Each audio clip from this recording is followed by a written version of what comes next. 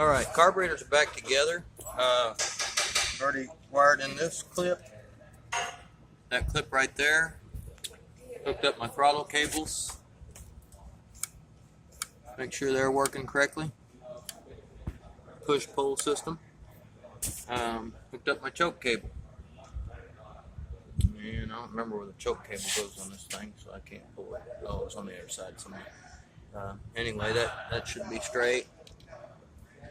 And I loosened these clamps up literally almost all the way out to where the screw this almost will fall out. That's the way you're going to have to do it in order to get these back in these boots. I'm going to use two hands and a lot of pressure. I'll be back.